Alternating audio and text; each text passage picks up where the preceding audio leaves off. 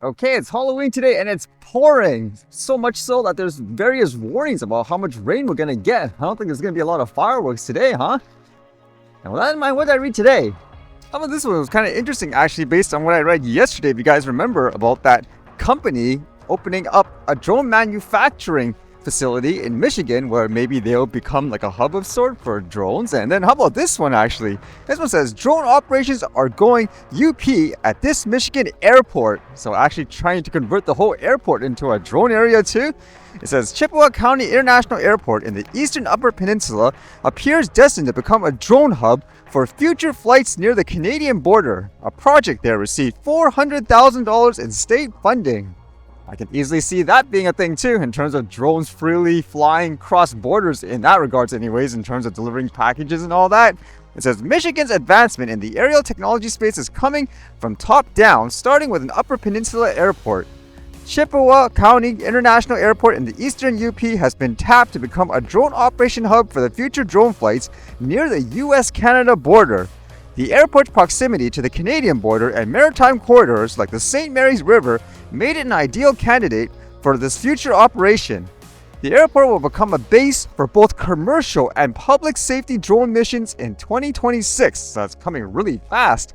It says the project received $400,000 in funding from the Michigan Office of Future Mobility and Electrification as part of the state's 2025 One-Time Mobility Fund. So I guess not surprisingly, there's probably a lot of money to be made in terms of people who would get in on this early. And it says the public-private partnership is being led by ANRA Technologies, an international drone operations and traffic management company. The private sector partners will contribute $92,851 to the project. The UP Drone Hub will practice real-world testing of near-border and maritime drone operations, said Brent Clavin, the project manager from ANRA Technologies. And they talked about what type of operations would be done in these areas. For example, delivering things like medical supplies and equipment, or at the same time, it says the drones could also inspect Suloc's infrastructure or orchestrate a ship-to-shore delivery of paperwork or parts while operating near the US-Canada boundary. And still with that topic of drones, this was kind of interesting as apparently there was this guideline released in terms of how people should fly around things like polar bears. I was like, okay, what's this all about?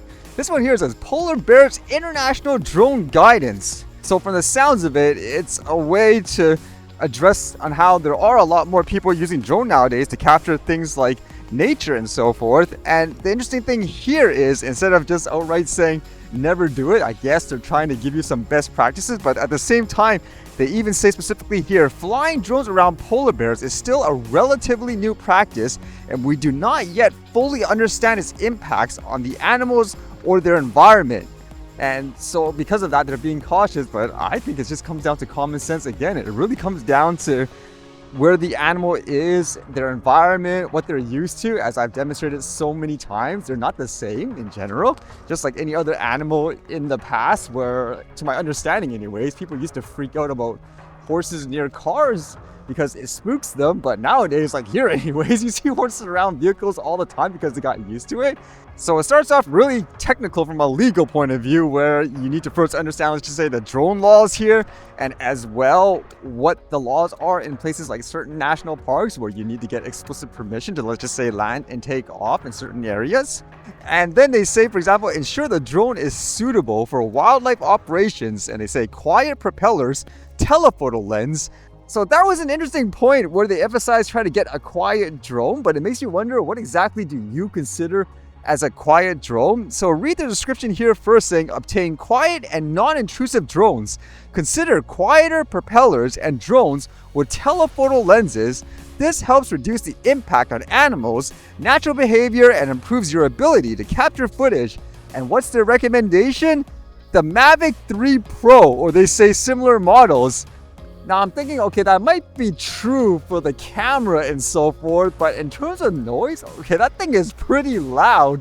I don't know if that's necessarily the best recommendation in terms of a quiet drone anyways.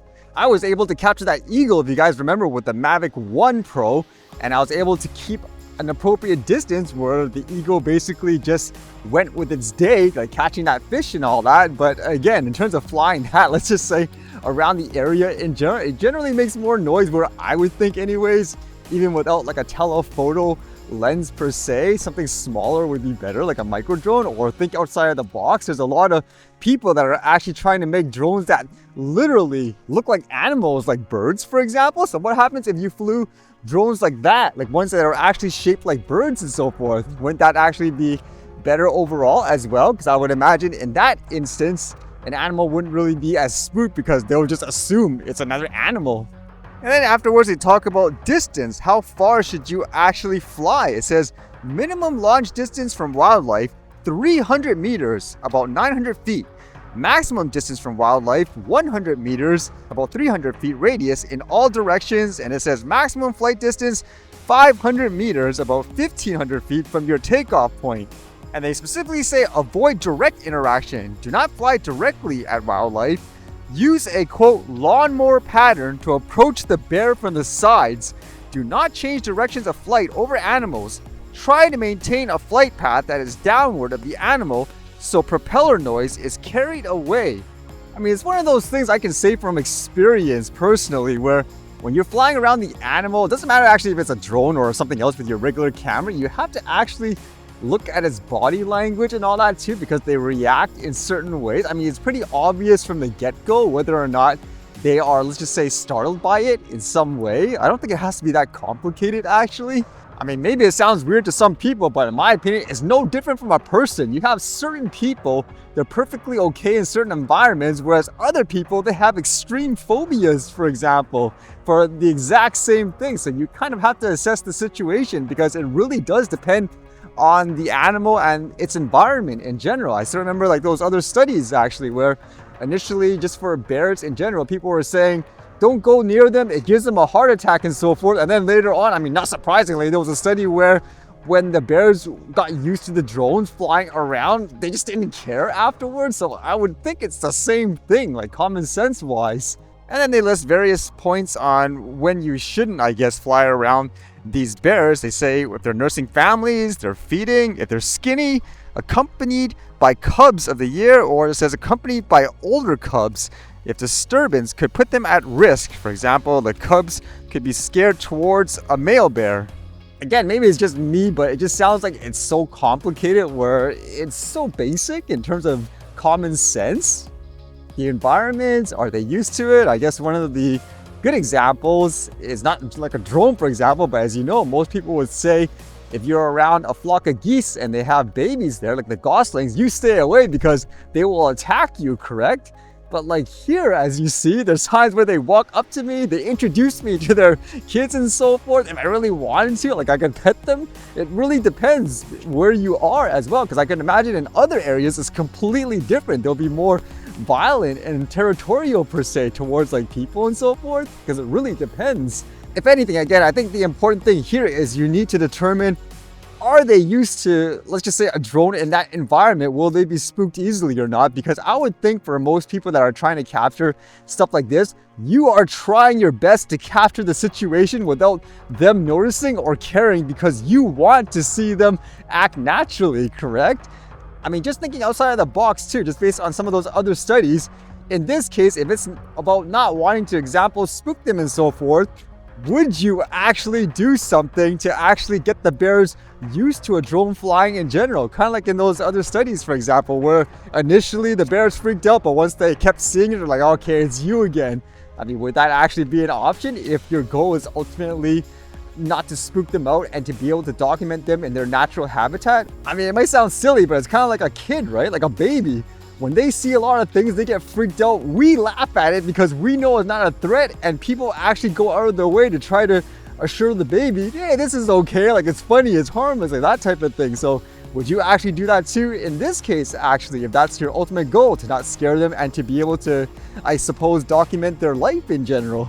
I know one of the immediate responses would be never put a drone around, stuff like that is unnatural and so forth. But if that's an area, for example, where there's people driving vehicles and so forth all the time, then that's going to be a hard argument because you're doing it already where it's, quote, unnatural in that sense. So would that be an option as well? I mean, you have to think outside of the box, in my opinion anyways, not just in a one-dimensional way. It makes me wonder many times too in cases like these whether or not people are just overcomplicating it for the sake of having a job, like all these procedures and so forth.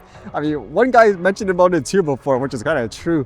Like when they say for things like the drones, oh, you have to check the weather and so forth to make sure it's good to fly, and you have to do all this stuff like METARs and all that. And he said, do you know how I find out whether or not I can fly? Like you just walk outside and look at it. Like it is that simple in many ways.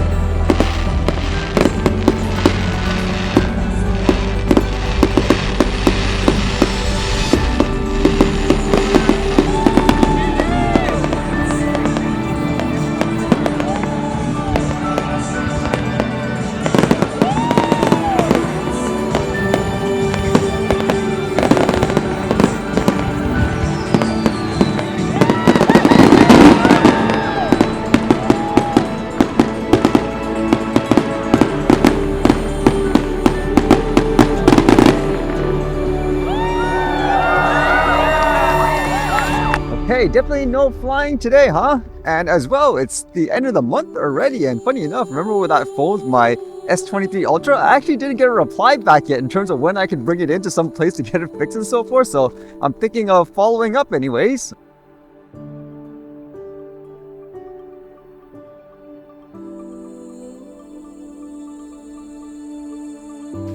Alright, see you guys later.